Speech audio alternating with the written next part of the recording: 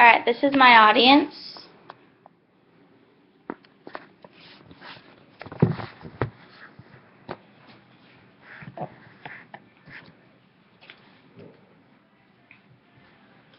Okay. Today I'm going to be talking about conflict resolution and why it's so important. No matter who you are, you will face conflict at some point in your life in many various different occasions. Sometimes school, home, workplace, or even relationships.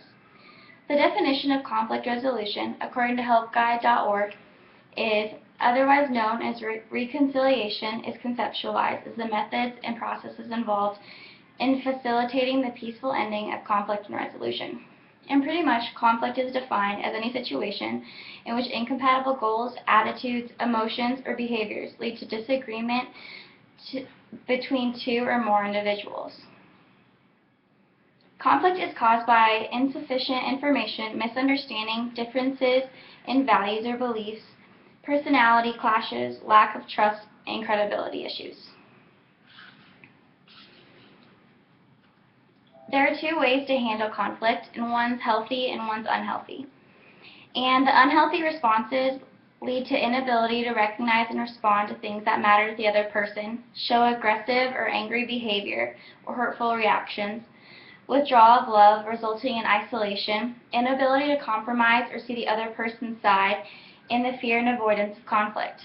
And the healthy responses to conflict is to recognize what matters to the other person, have calm and respectful reactions no matter how heated the conversation gets, a readiness to forgive and forget, ability to seek compromise, and having the belief that facing conflict head-on is the best thing. And like I said, everyone in their life, you can't avoid conflict. You'll have it whether it's in your family, relationships with friends.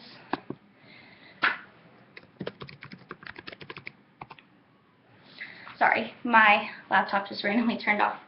But whether it's anything with friends or family, you'll have it, and it just kind of depends on how you react to it, and that will decide like how much it escalates. And it's easy to, if you handle it in an unhealthy way, it's easy to create conflict or a negative environment, and you can even ruin relationships with some people you have.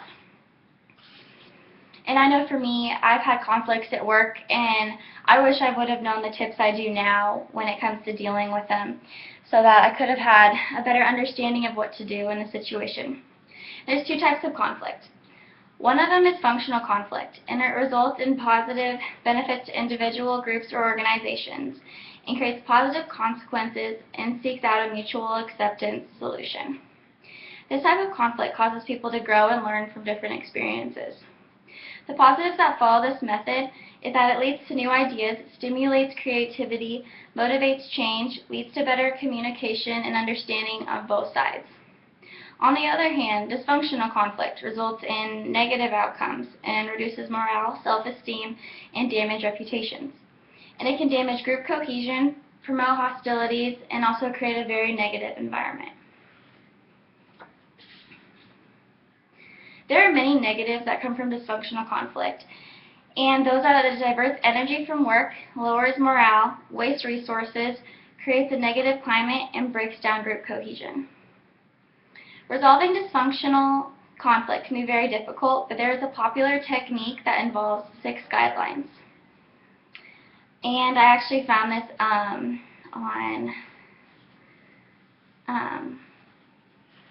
helpguide.org. And number 1 is prepare, in which means you must establish a time and workplace where you're going to solve this conflict. 2, listen and acknowledge feelings, and that means everyone must feel heard, not just your point of view, and you have to be open-minded going in so that you can listen to what the other person has to say. Find common ground. Although you are talking about a disagreement you're having or conflict, there has to be some things about the issue that you agree on, and maybe focus more on those rather than the one issue that you don't agree on. Facilitate communication. Everyone has equal time to talk. During a conflict, you don't want to take up too much time and not give another person the ability to speak their own opinion. Decrease defensiveness. Use a relaxed, confident tone when talking, because if you get angry or show stress or explode, then that's what makes conflict turn into dysfunctional and just makes it a lot bigger deal and adds a lot of tension. Reduce stress is the last one. When both sides feel strongly about an issue, tension is caused. You can reduce tension by giving people time to cool down. And I think we've all probably had a conflict when that's happened and when it's just gotten really heated, and instead of taking your space, you keep going at it and think that you're going to find a solution, but you really won't. So at a time like that, that's when you need to just let yourself cool down and just take 5 minutes and then come back together and figure out a solution. Helpguide.org gives great tips when it comes to managing and resolving conflict. The first one they give is listen for what is felt and said. 2, make conflict resolution a priority rather than being right. I think a lot of people can relate to that because in conflict you always want to be the one that's right instead of thinking of a solution. You just want to prove your point to be valid.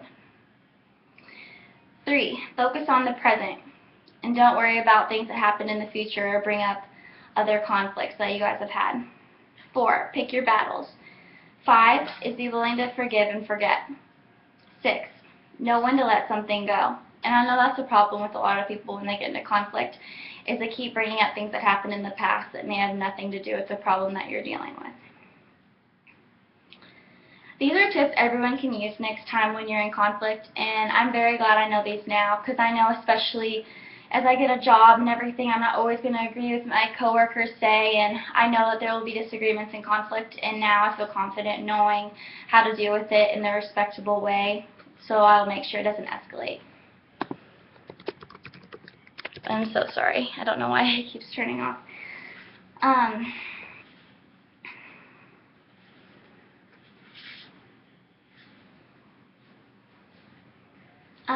Sorry.